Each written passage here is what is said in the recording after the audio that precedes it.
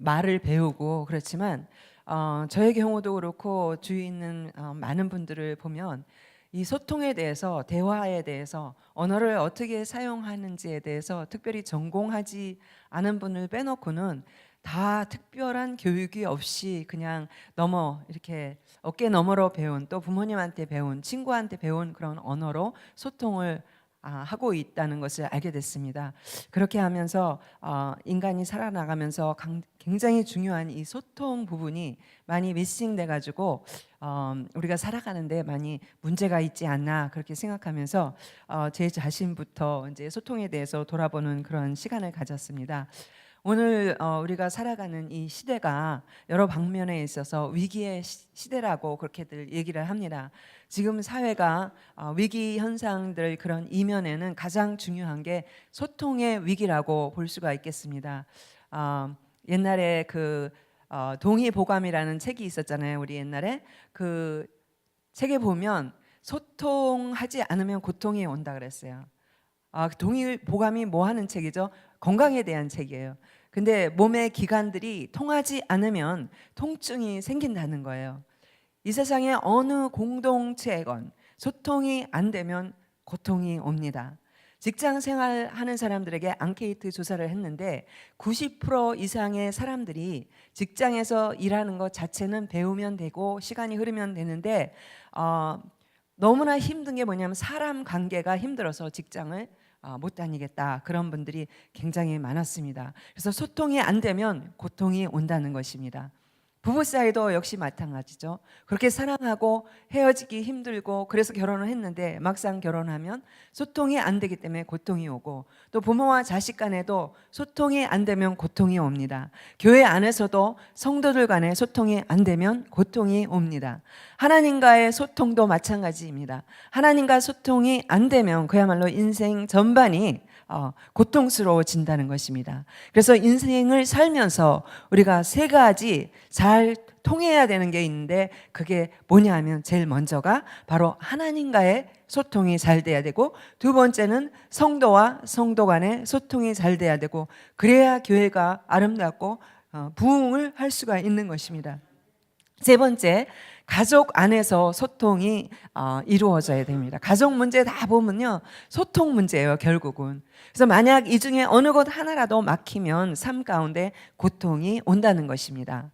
그래서 소통 방법과 범위도 다양하지만 보면 요즘에는 SNS, 또 미디어, 인스타그램 많이 나와가지고요, 문자로도 소통이 되고 언어로도 소통이 됩니다.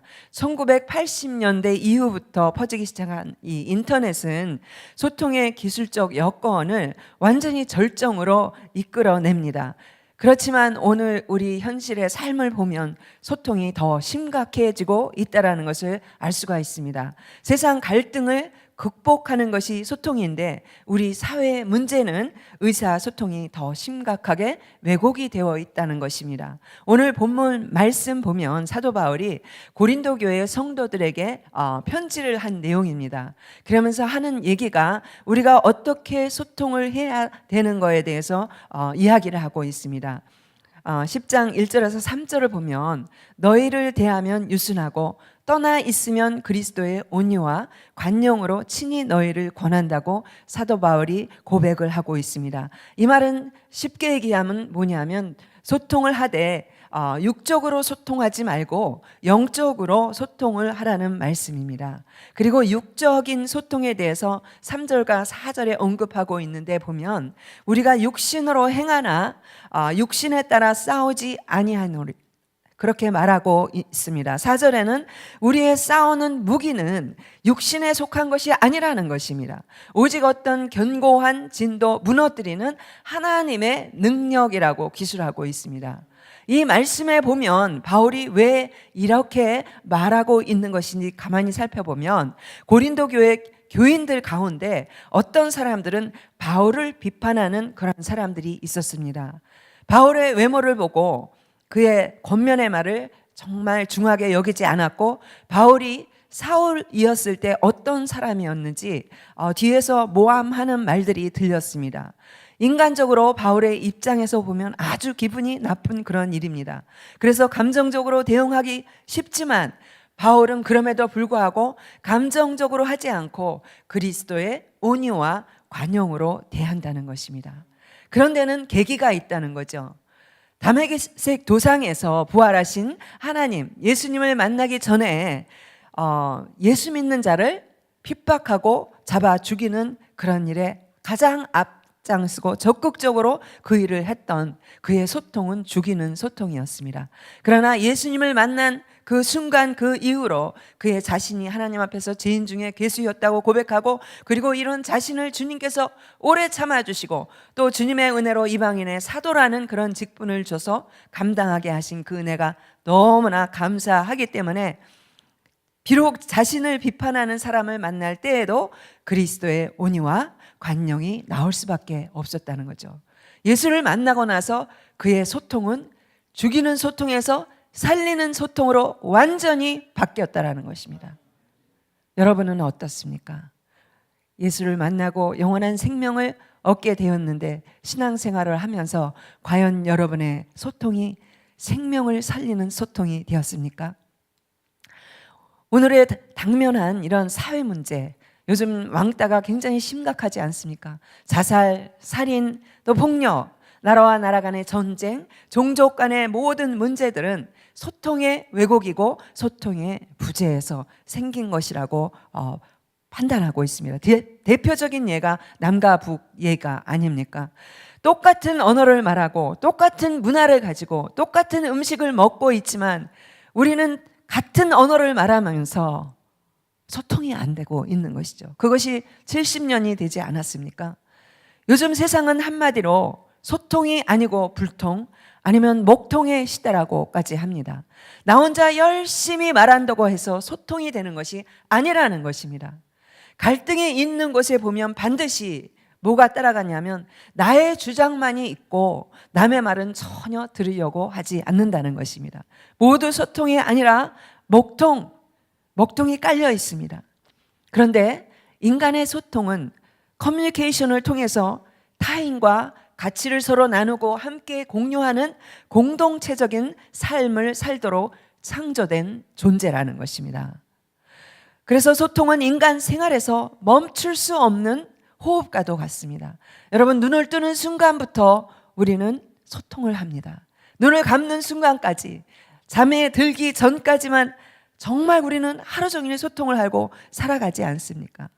그렇기 때문에 소통은 굉장히 중요한데 어느 한 부분 막힘이 없이 물이 잔잔하게 흐르듯이 잘 흘러야 되는데, 그런데 홍수와 같이 밀려오는 이 다양한 커뮤니케이션 속에서 우리는 정말 서로 통하고 살아가느냐는 거죠.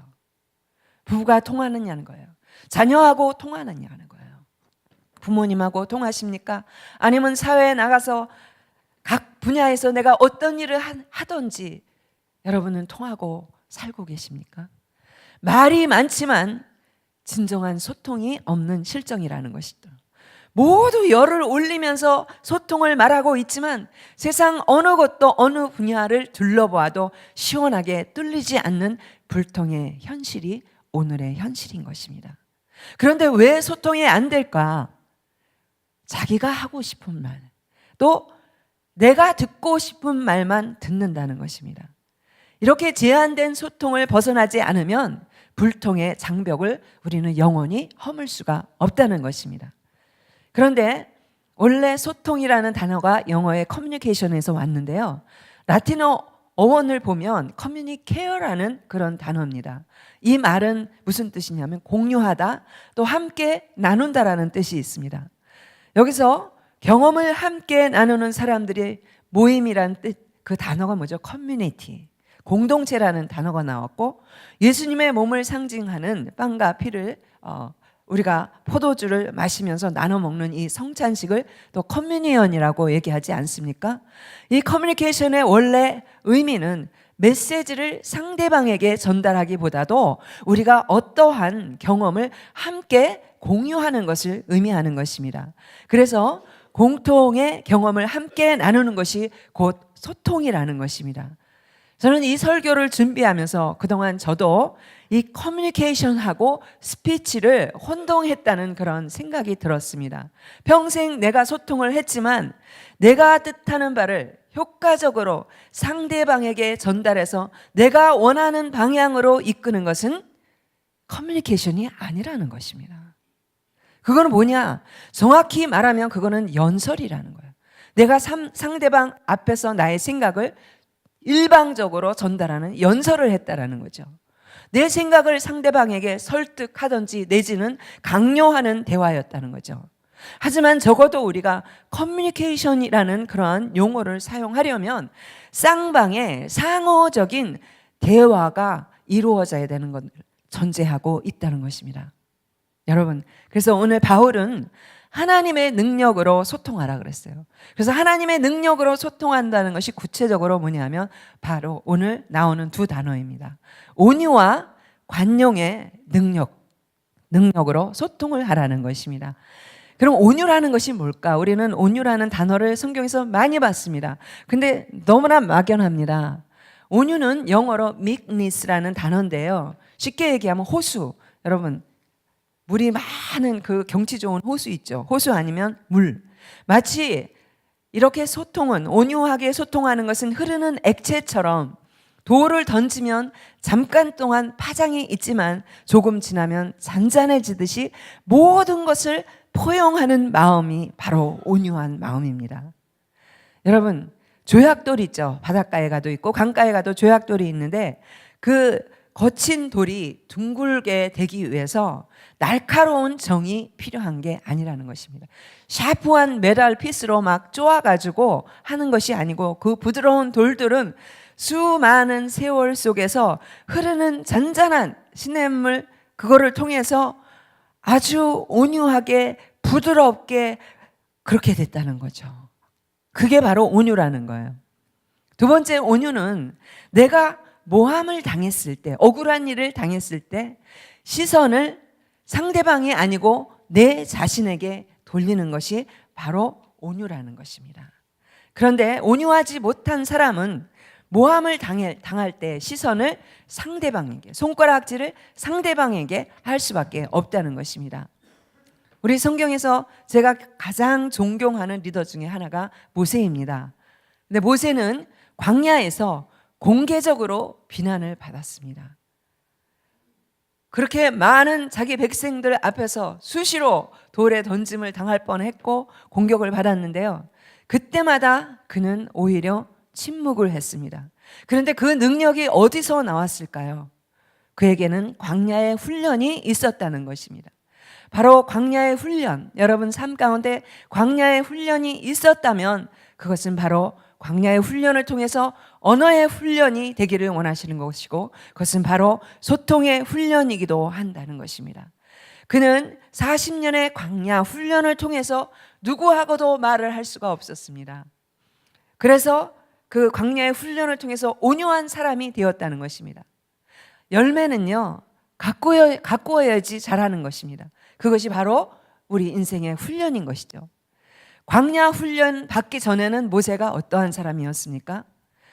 의사소통을 한 그러한 아름다운 사람이 아니었고 의사소통을 언어로 하지 않았고 폭력이 나와서 사람을 죽일 수밖에 없는 죽이는 소통이었습니다. 그런데 광야 훈련을 통해서 그는 온유를 배우게 된 것입니다. 백성들이 자기를 돌로 던져서 죽이려고 그랬을 때도 그는 침묵하고 오히려 하나님께 기도했던 것이죠. 그런데 온유라는 단어의 원어가 파라우테스인데 이 단어의 뜻은 뭐냐면 벌판을 질주하는 야생마를 길들일 때 쓰는 단어입니다. 라틴어로 온유라는 말은 말에게 재갈을 먹인다라는 그런 의미가 있는데요. 야생말이 펄쩍펄쩍 뛰는데 그 말을 훈련시키기 위해서는 입에다가 재갈을 먹인다는 것입니다. 이 뜻이 뭐냐 하면 우리 인간은 다 그 성향이 다릅니다. 말이 느린 사람은 느린 사람대로 상대방에게 상처를 주고 훈련이 안 되면, 말이 빠른 사람은 빠른 사람대로 성질이 급하기 때문에 나오는 대로 말하기 때문에 또 상처를 주게 됩니다. 그래서 이렇게 자신의 본능들이 다 있는데 이 본능들을 훈련을 통해서 잘 다스려서 훈련된 성품을 통해서 야생마를 길들이는 것처럼 그렇게 온유가 나온다는 것입니다. 두 번째, 그러면 관용이 뭘까요? 관용이 또 너무나 막연하지 않습니까? 관용은 영어로 보면 gentleness예요. gentle, 부드럽다는 거죠. 또 forbearance라는데 너그럽게 뭐든지 받아들이는 거. 너그럽게 받아들이지 못하기 때문에 우리가 언어가 세게 나오는 거죠. 또 내가 정당한 권리가 있지만 권리를 행하지 않는 것이 바로 관용이라는 것입니다. 정당한 권리가 있지만 권리를 행하지 않는 것, 이거 어디서 많이 들어본 나오는 이야기 아닙니까? 바로 예수님의 십자가 사건이 바로 그 사건이 아닙니까? 우리가 소통의 문제를 바라볼 때 먼저 가정 안에서 보면, 아까도 제가 말씀드렸지만 자라면서 우리는 소통을 배운 적이 없어요. 부모님이 말하는 거 그대로 배웠고, 친구들이 말하는 거 그대로 배웠고, 선생님한테 조금 배운 거 가지고 평생을 그거 가지고 살아갑니다. 그래서 부부가 만나서 아무리 사랑을 해도 이제 3개월이 지나면 본전이 떨어져요. 그 다음부터 소통이 어려워지는 거예요. 예. 자녀 교육 역시 마찬가지입니다. 요즘 스마트폰하고 PC, 게임에 빠진 자녀들과 소통하기가 얼마나 어려워졌습니까? 고부간의 갈등도 심하지 않습니까? 그래서 캘리포니아에는 시월드라는 곳이 있습니다. 거기는 이제 바다 해양 동물들을 다 모아놓고 고래 또 뭐 무슨 물개 다 모아놓고 막 쇼를 하고, 그래서 굉장히 어린 아이들이 좋아하는데요. 그 시월드를 본따 가지고 고부간의 갈등이 너무, 시대가의 갈등이 심해지니까 시월드라는 신조어가 한국에서 생겼다고 그럽니다. 그만큼 소통이 안 된다는 얘기겠죠. 근데 부부와 소통이 부재하는 요인이 뭐냐 하면, 3쌍 중에 한 쌍은 하루에 10분도 부부가 대화를 나누지 않는다는 거죠. 기본적인 대화만 하고 끝난다는 거죠. 두 번째, 대화를 하더라도 서로에게 상처를 주는 말, 또 비아냥거리는 그러한 대화. 문제는 자신이 하는 말이 상처를 주는지도 모르고 한다는 거죠. 그러다 보니까 서로의 마음을 아프게 하는 대화, 결국 소통의 부재를 부추기는 것이죠. 이렇게 상대방에게 대화를 통해서 상처를 받다 보니까 그 다음에는 관도 말하고 싶지 않은 거죠. 됐어. 그렇게 대화가 단절되게 되는 것입니다. 또 세 번째, 내 방식대로 상대방을 바꾸겠다는 그러한 대화는 소통의 걸림돌이 된다는 것이죠. 그래서 많은 경우에 보면 부부관계도 상대방을 이겨먹으려는 그런 대화로 소통을 한다는 거죠. 자녀 역시도 내가 이겨야 돼. 내가 틀렸어도 이겨야 돼. 끝까지. 그래서 잘못했다는 걸 인정을 안 합니다. 부부 사이도 그렇고 사회생활에서도 그렇고 이런 대화는 소통이 아니라는 것입니다. 그래서 배우자하고 소통을 할 때, 화가 날 때, 특별히 화가 날 때는 부부싸움을 할 때 끝장 정신으로 하면은 안 된다는 것입니다. 그런데 처음에는 작은 일로 시작해서 나중에 보면 5분도 안 지나서 벌써 끝장이 나는 대화로 간다는 것입니다. 그런데요, 사람은 누구나 건드리지 않았으면 하는 부분이 있기 마련입니다. 특히 부부 사이는 오랜 시간 함께 지나다 보니까 상대방의 약점을 알아요. 이 와이프는 내가 이 단어를 얘기하면 완전히 그냥 화가 뒤집힐 거야. 하지만 부부싸움을 시작하게 되면 상대방의 자존심을 건드리게 되고 그 치부를 드러나게 됩니다. 그러면 싸움이 순식간에 걷잡을 수 없게 그렇게 커지게 된다는 것입니다. 그래서 싸움을 할 때 서로 끝을 보려고 하면 계속 싸우게 되기 때문에 한쪽에서 스탑, 그만하자고 타임아웃을 해야 된다는 거죠. 여러분, 화내는 것을 1분만 참으면 모든 살인을 면할 수 있다라고 합니다. 부부싸움을 멈추는 방법에는 자리를 피하는 방법, 가장 쉬운 방법이지만 쉽지는 않죠. 둘 다 막 지금 막 스팀이 끓어가지고 뚜껑이 열리기 직전이 되니까요. 그런데 사막에서 자동차에 빵꾸가 났어요. 예. 그래가지고 모래에 푹 빠졌는데 제일 먼저 해야 할 방법이 뭐냐면 힘 줘가지고 막 밀고 그런 게 아니라는 거예요. 그 타이어에 빵꾸를 내는 거예요. 빵꾸를 내면 이 면적이 넓어진다는 거예요. 면적이 넓어지면 그 바람이 뺑뺑하게 들어갔던 그 타이어의 면적이 넓어지면서 밀을 때 모래에서 쉽게 빠져나올 수 있다는 것입니다.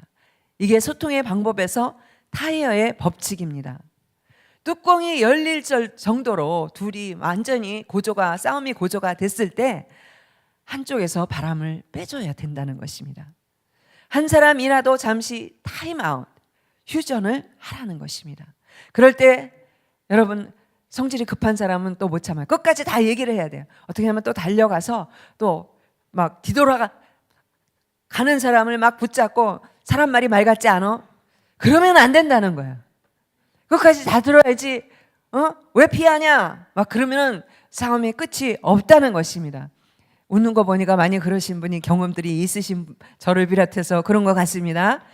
그래서 누군가는 결혼을 기적이라고 했습니다. 너무 다른 두 사람이 만나서 부부의 연을 맺고 사는 것은 거의 기적과도 같다는 것입니다.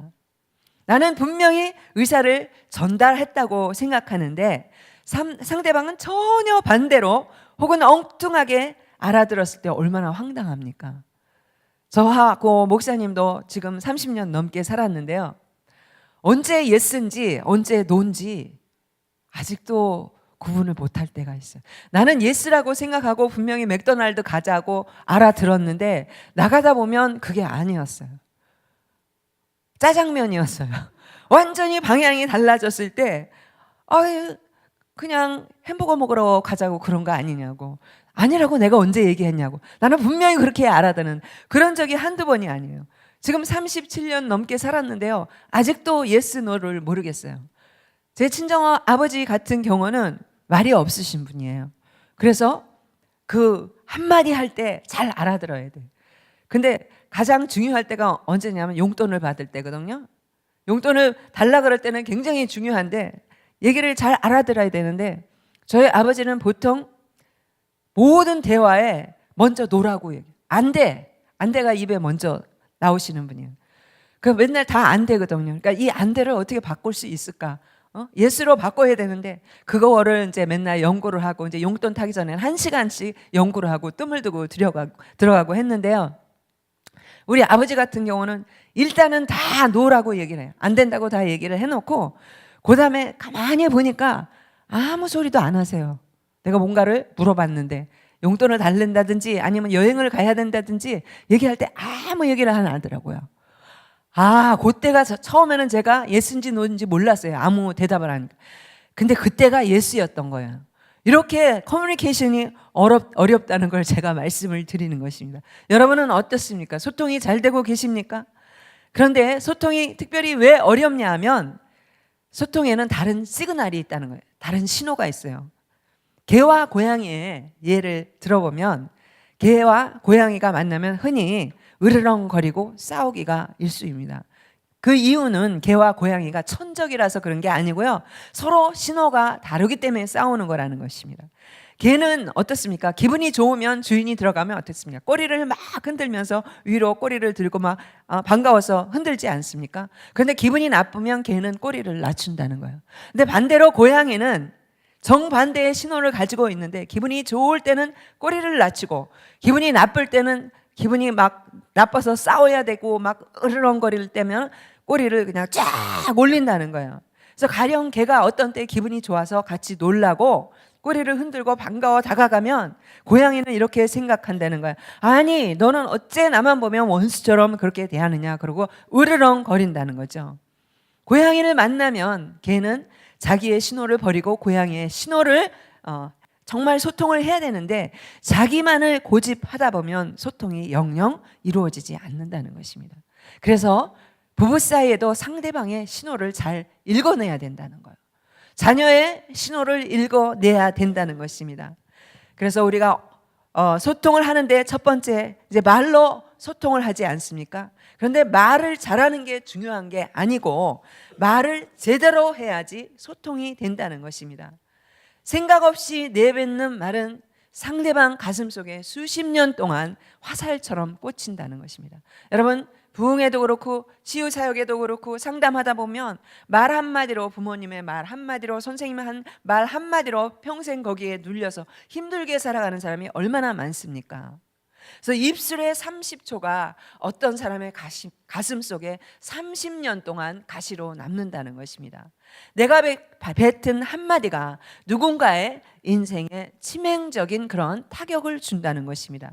내가 뱉은 말은 결국은 나의 그릇이고 나의 인격을 나타냅니다. 정말로 인격적인 학자, 또 인격적인 목사님들 뵈면 벌써 말 한마디가 다르지 않습니까? 네. 그래서 의사소통에서 제일 중요한 것은 상대방이 말하지 않은 소리를 들을 수 있어야 된다는 거예요. 이게 뭐냐면 감정소통이에요. 우리가 어떤 이야기를 할 때 좋은 감정을 가지고 대화를 해야 그 이야기가 서로에게 잘 소통이 되는 것이라는 것입니다. 예를 들면 중고등부 학생들을 대상으로 앙케이트를 조사를 한 적이 있습니다. 질문의 내용은 뭐냐면 여러분 중에 가장 듣기 싫은 말이 뭐냐고 물어봤습니다. 그 질문 중에 99.9%가 뭐였냐면 뭐겠어요, 여러분? 부모님의 잔소리를 가장 듣기 싫다 그랬어요. 그래서 그럼 왜 부모님의 잔소리가 그렇게 듣기 싫으냐 물었어요. 그랬더니 그 싫은 이유가 부모님의 잔소리는 다 맞는 얘기라는, 공부 잘해야 되고 그래야 성공하고 뭐 일찍 일어나야 되고 다 맞는 말인데 그 잔소리를 아주 기분 나쁘게 얘기한다는 거예요. 아주 그냥 심장을 콕콕 쑤시는 그런 얘기를 한다. 예를 들면 옆집에 누구누구는 1등 했다던데 걔는 과외도 뭐 안 한다던데 1등 했다는데, 그런데 그 말 자체는 맞는 말이잖아요. 맞는 말인데도 그 부모님이 그 옆집 아이를 부러워하는 마음이 읽어져가지고 기분이 되게 나쁘다는 거예요. 그러니까 반대 방향으로 나간다는 거예요. 그래서 이 감정소통이 상대방을 배려해주고 그렇게 감정소통이 중요하다는 거예요. 세 번째가 배려하는 소통인데요. 성도가 잘 소통하려면 자신의 생각을 그리스도에게 복종시켜야 된다고 말씀하셨습니다. 5절 말씀에 하나님을 아는 것을 대적하여 높아진 것을 다 무너뜨리고 모든 생각을 사로잡아 그리스도에게 복종하게 하니, 내가 하고 싶은 말이 아니고, 이 뜻은 내가 원하는 것이 아니고 상대방이 듣고 싶은 말, 내가 원하는 것이 아니고 상대방을 배려하는 그러한 소통을 해야 된다는 것입니다. 어떤 사람이 천국에를 갔습니다. 또 지옥에를 갔습니다. 천국에 가니까 그야말로 우리가 듣던 대로 완전히 지금 얘기하면 all you can eat 뷔페 같은 게 막 쫙 인터내셔널 푸드가 다 이제 차려져 있었어요. 근데 지옥에도 가보니까 지옥에는 아무것도 먹을 것이 없겠지 그랬는데 거기도 가보니까 똑같이 식당이 쫙 차려져 있었습니다.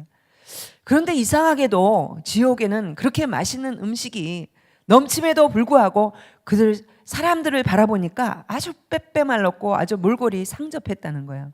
그래서 그 마른 이유를 왜 그럴까 연구를 해봤어요. 그랬더니 식사할 때 들어가 보니까 그 숟가락이 얼마냐면 1m 길이로 이렇게 넓은 숟가락이었어요. 그러니까 그 장대 같은 숟가락으로 음식을 퍼가지고 먹으려니까 이게 안 들어오는 거야. 안 들어오는 거야.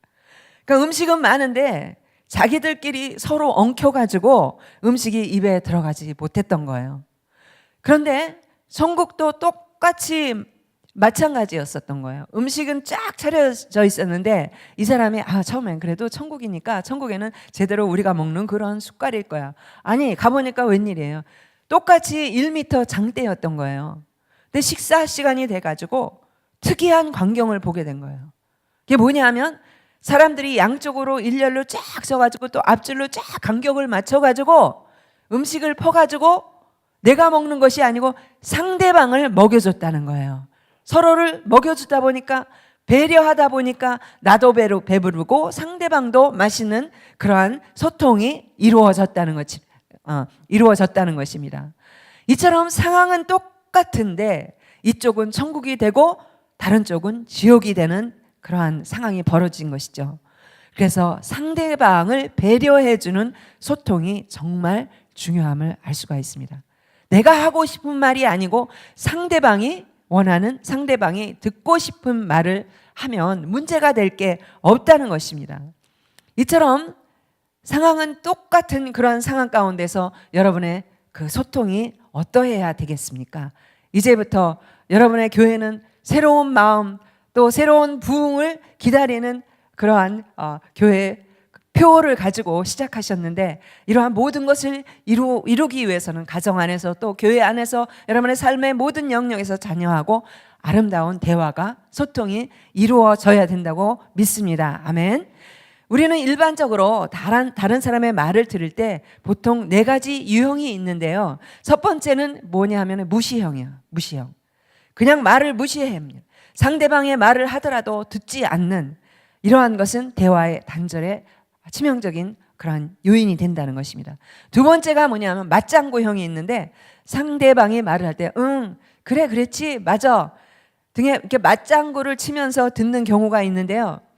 주로 자녀들하고 이렇죠. 바쁠 때 내가 막 바빠 죽겠어, 부엌에서 일하고 있어, 막 일하고 전화 받고 있는데 애들이 와서 뭐 달라 그러면 알았어 그리고 또 얘기하면 또 그래 건성 듣는 거를 얘기하고 있습니다.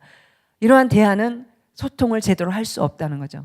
그러다 아이들을 어떡합니까? 처음에는 엄마 뭐 해줘 그러면 알았어 그리고 또 계속 이제 전화하고 있어. 그러면 또 내가 달란 말이야 막 이렇게 와서 옷을 막 잡아당기죠. 알았다고 조금만 기다려. 그리고 계속 그렇게 되면 어떻게 되면 나중에는 애들이 소리를 꽥지르지 않아요. 엄마! 그리고 소리를 꽥지르지 않습니까? 성이 없는 그러한 맞장구형. 세 번째는 선택형이 있는데 뭐냐면, 내가 긴 센텐스를 말하는데 그 중에서 내가 듣고 싶은 것만 딱 빼가지고 듣는 거예요. 그 오해가 많이 오죠. 선택적으로 어떤 특정한 부분만 듣게 되면 오해를 사게 된다는 거죠. 전혀 커뮤니케이션이 안 된다는 거예요. 그러니까 부부 사이에도 내가 이렇게 얘기했잖아. 그러면 상대방 내가 언제 그런 얘기를 했어? 막 그 원인이 뭐냐면 바로 이거예요. 나는 처음부터 끝까지 대화를 다 이해를 하고 그거를 들어야 되는데 그게 아니고 내가 듣고 싶은 것만 쏙 빼서 그것만 들으니까 이해가 안 되는 거예요. 네 번째, 이게 가장 좋은 그러한 유형인데 뭐냐면 경청형. 상대방이 하는 이야기에 주의를 기울이고 그 말에 총력을 집중해서 듣는 것입니다. 이것이 가장 바람직한 소통의 형태고 적극적인 경청인 것입니다. 그래서 소통을 잘하기 위해서는 경청을 해야 되는데, 바울의 말처럼 영적으로 소통하지 않으면 경청하기가 힘들다는 거죠. 커뮤니케이션 전문가들에 의하면 커뮤니케이션 중에서 10%만이 우리가 말하는 내용에 의해서 전달된대요. 우리가 100%를 말하잖아요. 그 중에서 10%밖에 전달이 안 된대. 다른 30%는 우리가 내는 소리, 그 억양, 톤 오브 보이스, 그런 데서 픽업이 되고, 나머지 60%는 우리 신체 언어를 통해서 전달이 된다고 합니다. 그래서 경청을 보면, 경청하기 위해서 오늘 말씀처럼 온유와 관용이 없으면 경청하기가 힘듭니다. 왜냐하면 경청은 귀로만 하는 것이 아니고 눈으로도 해야 되고 입으로도 해야 되지만 손으로도 하는 것입니다. 경청은 마음으로 듣는 것입니다. 마음으로 들으면 그야말로 눈빛부터 달라집니다. 때로는 미소가, 때로는 그 사람의 눈에 눈물이 고이는 것을 보면서 그 강한 커뮤니케이션이 전달되지 않습니까? 말 한마디, 손짓 하나에도 진심이 통한다는 것입니다. 건성으로 듣지 않고 진심으로 잘 듣는 것이 사람을 얻는 길인데, 그런데 그걸 놓치고 사는 경우가 참으로 많습니다. 왜? 특별히 한국 사람은 바쁘기 때문에 참 안타깝습니다. 그리고 이미 길들여진 우리의 이러한 습관들 고치기에는 많은 시간과 노력이 필요하다는 것입니다.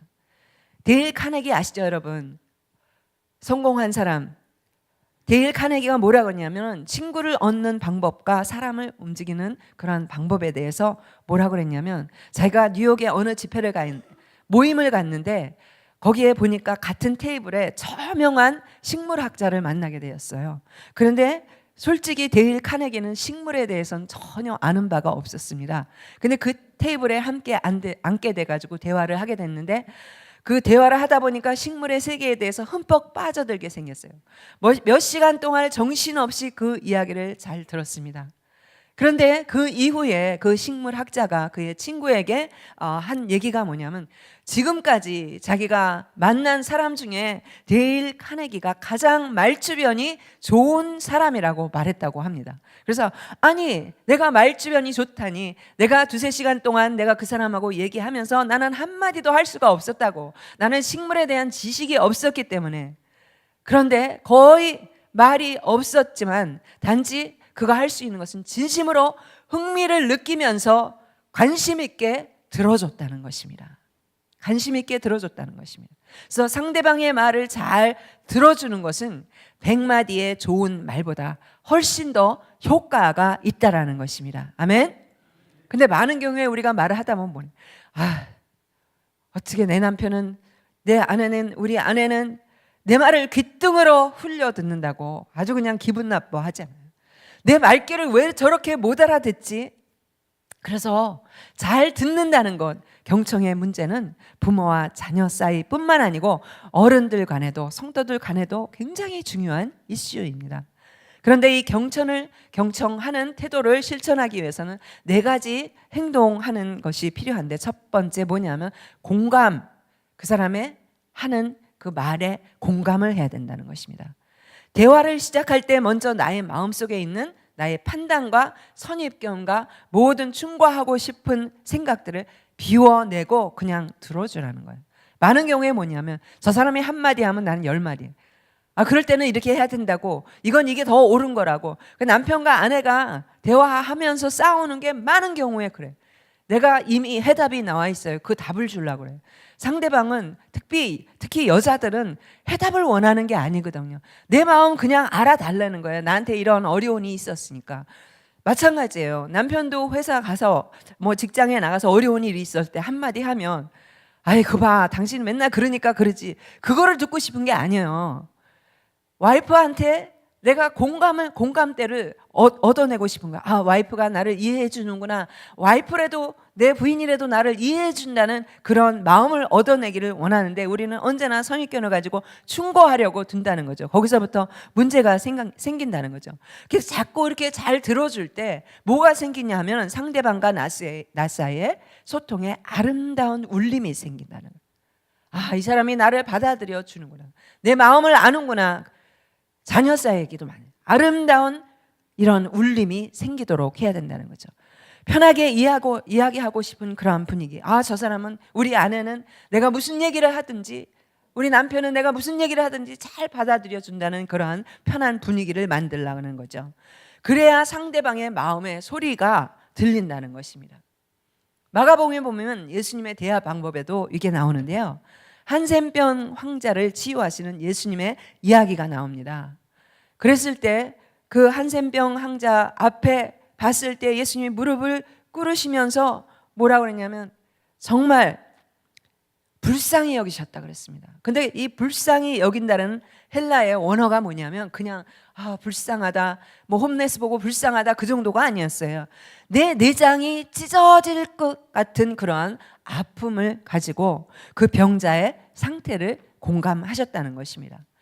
그러면서 예수님은 손을 내밀어서 그에게 대시며 말씀하셨습니다.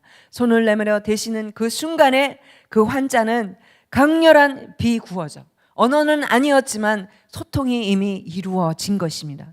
병자에게 예수님이 손을 내밀어 대실 때 그가 마치 전기가 오르듯이 온몸이 뜨끈뜨끈해지면서 예수님의 사랑을 느끼지 않았을까요?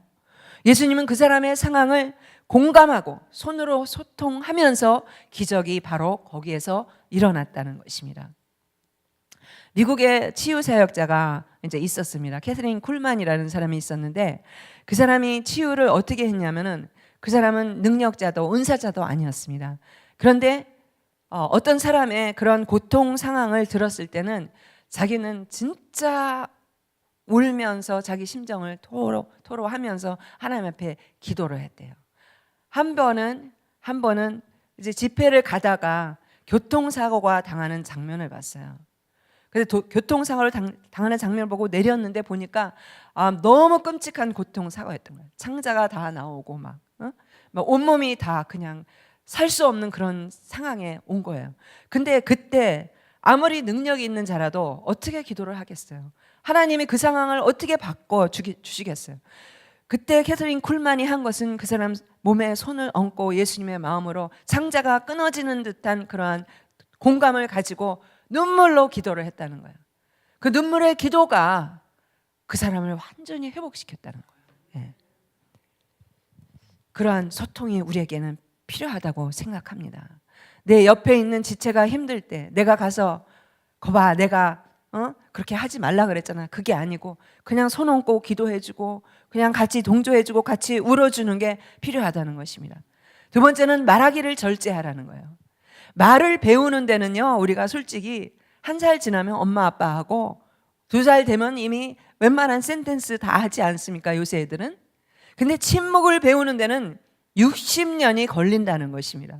누구나 듣기보다는 말하기를 좋아하는 이유가 상대를 이해하기 전에 내가 먼저 이해를 받고 싶은 그러한 욕구가 앞서기 때문이라는 것입니다. 그래서 세 번째는 우리가 온몸으로 응답을 하자는 거죠. 경청은 귀로만 하는 것이 아니라 눈으로 하고 입으로도 하고 손으로도 하고 몸짓으로도 하고 눈빛으로도 반응을 보이라는 거죠. 이건 나쁜 건데요. 옛날에 전에 우리 교회 집사님이 계셨습니다. 머리가 똑똑한 집사님인데 아주 교회에서도 열심히 일하는 일꾼이었어요. 근데 하루는 한다는 얘기가 뭐라냐면요, 자기는 남편하고 싸울 때 말도 안 한대. 말도 안 하고 어떻게 싸우나. 그랬더니 눈짓 하나면 끝난다는 거예요. 눈빛. 그거는 나쁜 눈빛이죠. 그렇죠? 눈빛 하나에 정말 그 사람의 마음을 읽어낼 수 있는, 눈빛 하나로 상대방을 제어하는 거는 그거는 나쁜 그 소통이라는 거죠. 그래서 몸짓, 눈빛으로 반응을 보이고 상대방에게 진정으로 귀를 기울이고 있다는 신호를 온몸으로 보내라는 거죠. 그래서 지금같이 이야기를 하는 그 사람이 내가 당신하고 이 순간 최고로 중요한 사람이라고 생각이 들도록 그렇게 이야기를 하라는 것입니다. 근데 많은 경우 어떻습니까? 바쁘기 때문에 얘기 듣다가 갑자기 몸은 부엌으로 향하지 않습니까? 애들은 따라가면서 얘기해. 남편과 아내도 마찬가지. 중요한 얘기를 하는데 조금 얘기하다가 그랬어? 그랬어? 그리고 몸이 다른 방향으로 벌써 가고 있어. 그러면 기분이 어떻겠습니까, 여러분? 기분이 확 나빠져. 말하고 싶지가 않아. 예? 말하고 싶지가 않잖아요. 그러다 또 말을 안 하잖아요. 그냥 듣고 싶지 않구나. 그리고 말을 안 해. 그러면 왜 말 안 해? 그래서 완전히 기분이 완전히 그 소통이 끊어지지 않습니까? 워커웨이 하면 안 된다는 거예요. 끝까지 그 얘기를 들어줘야 된다는 것이죠. 워커웨이 하는 것은 그냥 대화 중에 걸어 나가버리는 것은 불통의 지름길이 되는 거라는 것입니다. 근데 결론적으로 가장 중요한 게 뭐냐면 하나님과의 소통입니다.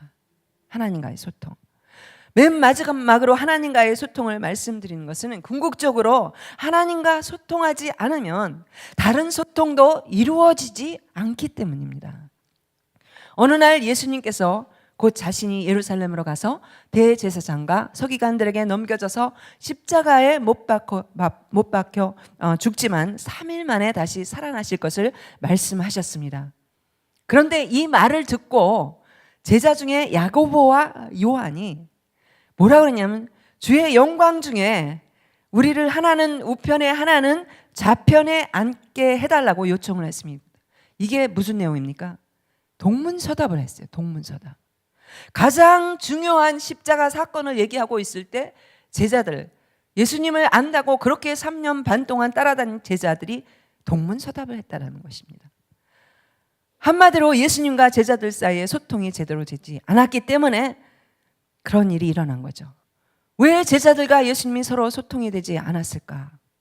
왜 두 제자들이 동문서답을 했을까? 부부 사이에도 동문서답 많이 하지 않습니까? 자녀와도 마찬가지고 성도들 사이에도 마찬가지고 이 동문서답이 이번에 싹 사라지고 아름다운 경청의 소통이 우리 정말 어린 양 교회에 이루어지기 바랍니다. 아멘. 예수님이 정말 말씀을 하셨을 때 동문서답한 이유가 뭐냐면 예수님의 뜻을 아는데 관심이 없었다는 것이죠. 예수님이 지금 무슨 말씀을 하려고 하는지 거기에 관심이 없었다는 거예요. 그렇다면 어떻게 하면 우리가 하나님의 뜻을 알 수 있을까요? 예수님이 우리가 하나님의 자녀되고 어떻게 살아야 된다는 것을 알 수 있는 방법이 뭘까요? 하나님과 소통을 가장 잘할 수 있는 비결이 뭘까요? 저는 성경이라고 생각을 합니다. 왜 성경이라고 생각하느냐? 하나님께서 우리와 소통하시는 최고의 통로와 수단이 바로 성경이라는 거죠.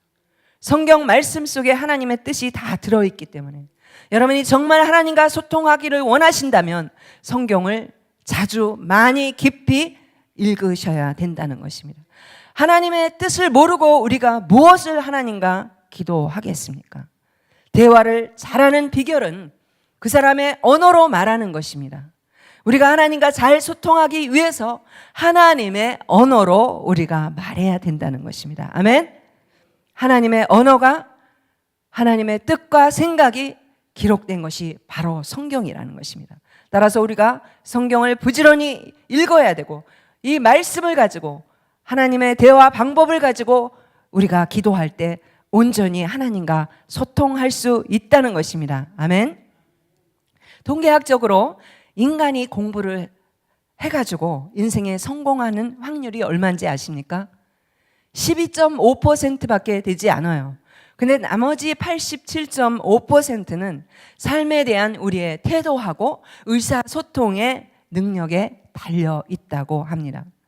의사소통 능력을 향상시키기 위해서 먼저 우리는 사람들과의 소통도 바뀌어야 되지만 하나님과의 소통을 더더욱 잘해야 된다고 생각합니다. 아멘. 그래서요, 여러분 기도의 밸류를, 기도의 가치를 바꾸셔야 돼요. 기도도 맨날 달라는 기도만 한다면 그게 어떤 기도가 됩니까? 어린아이의 기도밖에 안 되는 거예요. 근데 맨날 달라고 한다고 주십니까? 안 주시니까 우리는 똑같은 거 가지고 계속 10년이고 20년이고 기도하지 않습니까? 애들도요, 성장하면 지금 여기 남자아이가 왔다 갔다 하고 있는데요, 어렸을 때는 계속 달라고 칭얼거리는 그런 대화만 합니다. 근데 얘네들이 조금 철이 들면 어떻게 하죠?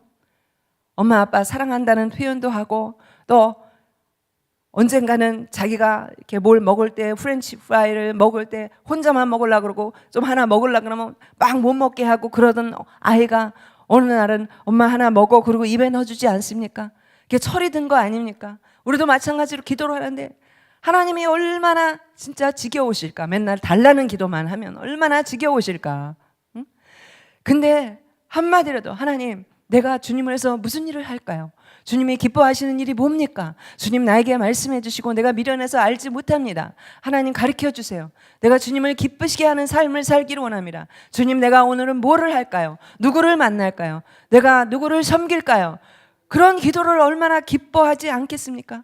내가 주님을 위해서 정말 살기 위해서 그렇게 하는 그러한 소통은 하나님이 너무나 기뻐하신다고 믿습니다. 아멘. 기도가 바로 하나님과의 소통인 것입니다. 근데 소통이 불통이 되는 이유가 뭐냐면 우리가 기도를 잘못 이해하고 있기 때문입니다. 마가복음 10장 35절에 보니까 아까 야고보와 요한이 하나님과 예수님하고 동문서답을 했지 않습니까? 야고보와 요한이 드린 기도를 통해서 그들의 기도의 문제점이 무엇인지 35절에 보면 세베대의 아들 야고보와 요한이 주께 나와 선생님이여 무엇이든지 우리가 원하는 바, 여기에 뭐라고 했어요? 우리가 원하는 바. 주님이 원하는 바가 아니고 우리가 원하는 바. 우리는 여태까지 기도를 하지만 우리가 원하는 바를 구하고 그렇게 기도했다는 거죠. 제가 중보 기도자로서 지금 20년 정도 이렇게 사역을 하고 있는데요, 중보 기도자가요, 남을 위해서 기도하는데 그 축복은 내가 제일 먼저 먹더라는 거예요. 내가 제일 먼저 누리더라는 거예요.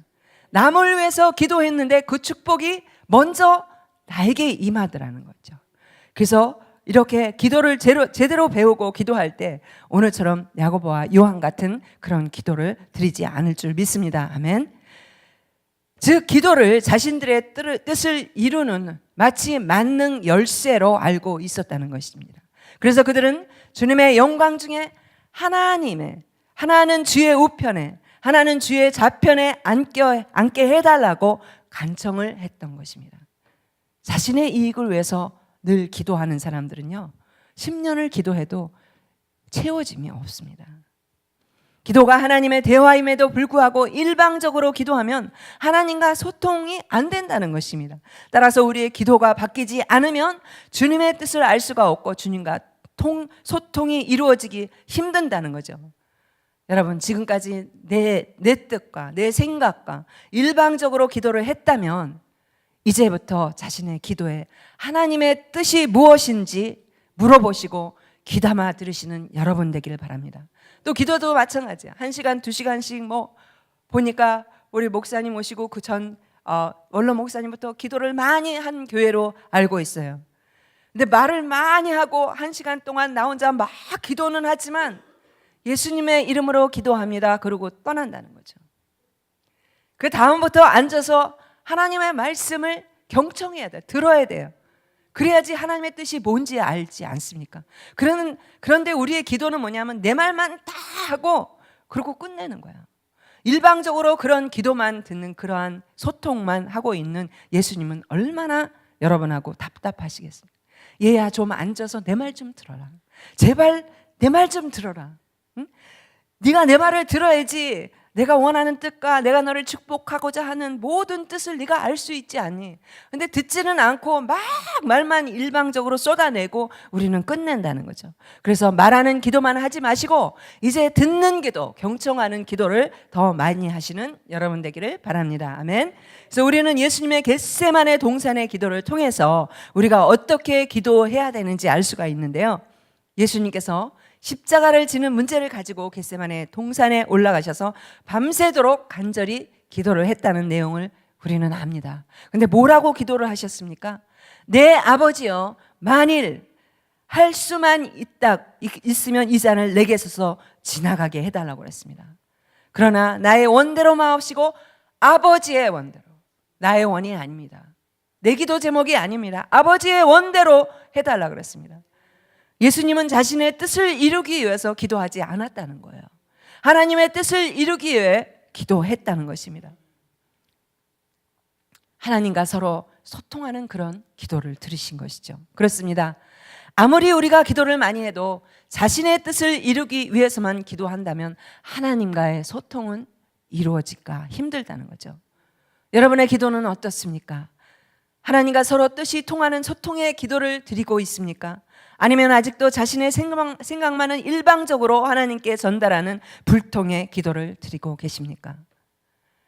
우리는 지금까지 본문을 중심으로 왜 제자들이 예수님과 소통이 이루어지지 않았는지, 또 우리 인생의 이 소통의 문제가 어디서 왔는지 살펴보았습니다.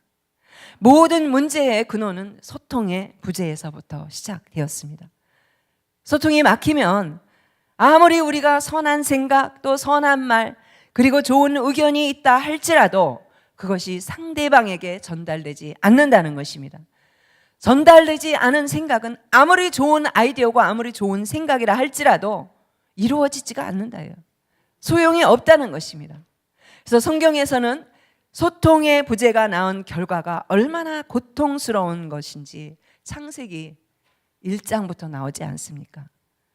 태초의 인간 아담이, 하나님은 에덴에 아담과 이브를 두시고 가장 아름다운, 인간하고 가장 아름다운, 가장 의미 있는 소통을 하기 위해서 아담과 이브를 살게 하셨습니다. 그런데 어떻게 됐습니까? 소통이 끊어졌습니다. 사단이 등장하면서 하나님과의 소통이 완전히 단절되어 버렸습니다. 즉 죄가 하나님과 소통을 막아버린 것입니다. 그 후 인간은 하나님과 상관없는 삶을 살기 시작했고 하나님은 인간과 소통하기 위해서 수많은 노력을 했습니다. 그것이 성경의 역사인 거죠. 족장 시대를 통해서 아브라함에게 소통하셨고 선지자를 보내심으로 선지자를 통해서 이스라엘 백성에게 끊임없이 하신 말씀이 쉐마 이스라엘, 이스라엘아 들으라, 제발 들으라. 근데 이스라엘 백성이 들었습니까? 수도 없이 말했지만 이스라엘 백성은 듣지 않았습니다. 결국 하나님은 자신의 독생자를 내어주는 마지막 마지막 방법을 쓰셨습니다.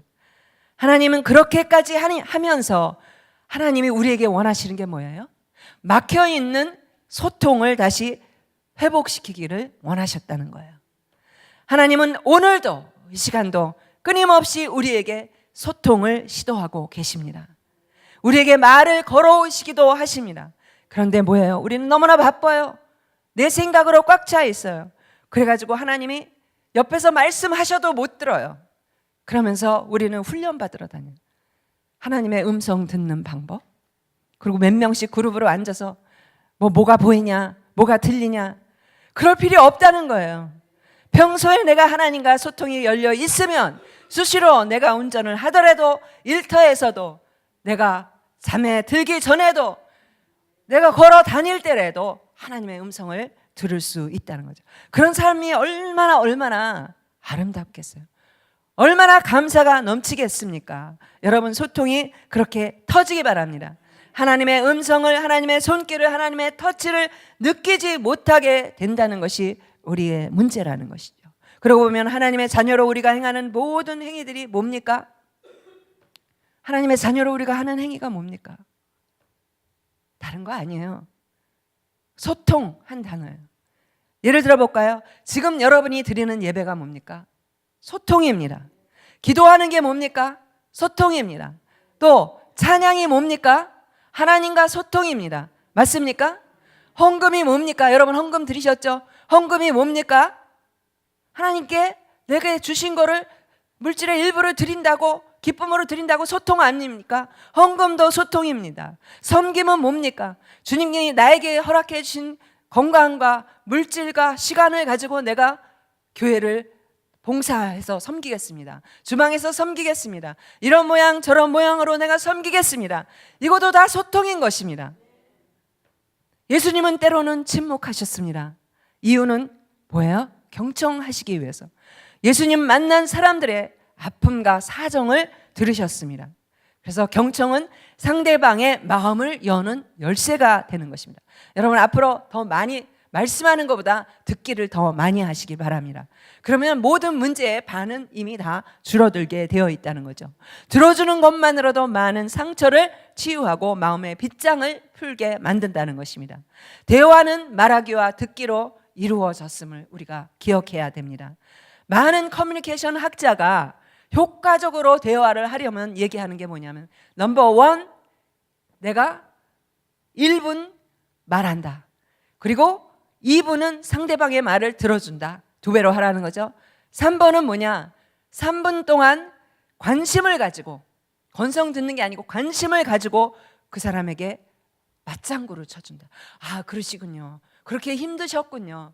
맞장구를 쳐주라는 거예요. 이게 대화의 1, 2, 3 법칙입니다. 뭐예요? 넘버 원, 1분 말하고, 2분 들어주고, 3분 그 사람의 맞장구를 쳐준다. 인생의, 신앙의 승패가 소통에 달려 있다고 해도 과언이 아닙니다. 최상의 소통이 뭐냐? 예수 그리스도의 소통은 언어가 아니었다는 것입니다. 십자가의 몸으로 소통하셨습니다. 채찍에 맞음으로 우리가 나음을 얻었다고 그랬습니다. 채찍에 맞음으로 소통을 하셨습니다. 사망에서 생명으로 옮겨졌습니다. 창에 찔림으로 우리와 소통하셨고, 못에 박힘으로 소통하셨습니다. 가시 면류 가문을 쓰므로 소통하셨습니다. 유대인의 왕이라는 조롱을 당하고 죽음에서 부활하심으로 우리하고 영원히 소통을 열어놓으셨다는 것입니다. 그런데 우리는 뭐냐면 채찍 안 맞으려고요. 채찍 안 맞으려고 어떻게 소통을 해요? 또 못에 안 박히려고, 조금이라도 손해를 안 보려고 소통을 합니다. 가시 면류관을 안 쓰려고 소통을 합니다. 안 쓰기는 커녕 던져버립니다. 또 한 발짝도 지려고 하지 않습니다. 오히려 반박하고 이기려는 소통을 하고 있죠. 남편과 아내 사이 마찬가지입니다. 자식들에게도 마찬가지이고 성도끼리도 마찬가지입니다. 그래서 목사님에게도 한마디 지려고 하지 않습니다. 사모님을 이겨먹으려고 합니다. 과연 이 십자가의 온유는 어디로 간 것일까요? 십자가의 관용은 어디에서도 오늘 우리의 삶 가운데 찾아볼 수가 없습니다. 예수님은 요한복음 1장 1절에서 14절 말씀에 예수님은 참 빛으로 세상에 오셔서 각 사람에게 비춰주셨다고 했습니다. 이 참빛인 주님이 이 땅에 오셨으나 사람들이 영접하지 아니하였다고 11절에 증언하고 있습니다. 주님은 사람들이 자기를 영접하지 않을 줄 아시면서, 핍박을 받을 줄 아시면서 사람이 되어서 이 땅에 오셨습니다. 14절 말씀에 말씀이 육신이 되어서 우리 가운데 거하셨다고 말씀하셨습니다. 예수님의 성육신 사건을 20세기 최고의 신학자 칼 바르트라는 사람이 있는데, 그 사람이 뭐라고 그랬냐면 영어로 inbreaking이라고 그랬어요. inbreaking이라는 말로 설명을 했는데요, break이라는 게 뭡니까? 깬다는 말이잖아요. 부순다. 이는 뭡니까? 들어간다는 얘기죠. 이 말이 뭐냐면 예수님이 성육신으로 굳게 닫힌 문, 우리의 마음의 문을 깨부수고 우리 안으로 들어오셨다는 것입니다. 아멘. 인간의 견고한 성벽을 깨부시고 하나님께서 친히 우리 안에 들어오셨다는 것입니다. 성육신은 하나님께서 인간의 역사 안으로 들어오신 사건이라는 것입니다. 왜? 죄로 멸망받을 수밖에 없는 나와 소통하기 위해서, 여러분과 소통하기 위해서 그렇게 하셨다는, 자기 몸을 깨셨다는 것입니다. 할렐루야! 이러한 예수님이야말로 온유와 관용으로 소통하신 가장 위대한 소통가가 아니십니까? 주님은 도무지 자신을 영접할 그러한 마음이 없는 사람들의 그 견고한 장벽을 넘어 소통하기 위해서 자기 몸을 완전히 희생하셨습니다. 그렇습니다. 우리가 누군가와 소통하기 위해서 예수님처럼 이러한 희생이 필요하다는 것입니다. 주님께서 하늘의 보좌를 버리시고 사람이 되어서 이 땅에 오셔서 우리와 소통하셨듯이 자기의 희생 없고 상대방만 양보해야 된다고, 참으라고, 당신은 왜 이렇게 참을성이 없냐고, 내 말 좀 들어달라고, 그런 소통은 이제 안 했으면 좋겠습니다. 아멘입니까? 나도 이만큼 희생했으니 상대방도 이만큼 양보해달라고, 그것이 소통이 아니겠습니까? 주님의 제자인 우리는 예수님을 본받아서 세상과 소통을 해야 되기 때문에 중요한 것입니다. 우리가 무엇을 가지고 전도를 하겠습니까? 우리 안에서도 소통이 안 되는데 어떻게 세상에 나가서 내가 예수님의 제자라고 말할 수가 있겠습니까? 세상과 소통하지 않고 살면 우리는 그야말로 주님과 상관없는 자라는 것입니다. 주님께서 세상의 모든 장벽을 뛰어넘어서 사람들에게 오시고 우리와 함께 하시면서 다가가신 것처럼 우리도 그렇게 먼저 우리 사이에 소통이 이루어지고 교회 내에서 성도 사이에 소통이 이루어지고, 그러한 정말 한 사람 한 사람이 세상에 나갈 때 어린 양 교회 소문이 날 것이라고 믿습니다. 아멘. 어린 양 교회 성도는 뭔가 달라. 와, 저 교회는 뭔가 받아들여지는 분위기야. 사랑이 넘치는 것 같아. 얘기가 통해. 뭘까 하고 뉴욕 전체에서 몰려오는 그러한 역사가 일어날 줄 믿습니다. 아멘. 십자가는 가장 위대한 소통입니다. 주님께서 세상과 소통하시고 세상을 구원하신 것처럼 우리도 세상과 소통하면서 많은 사람들이 주님을 영접하고 하나님의 자녀가 될 수 있는 그러한 일을 바로 주님께서는 여러분을 통해서 하시기를 원합니다.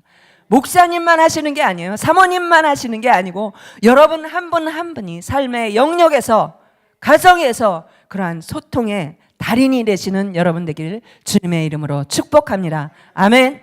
할렐루야.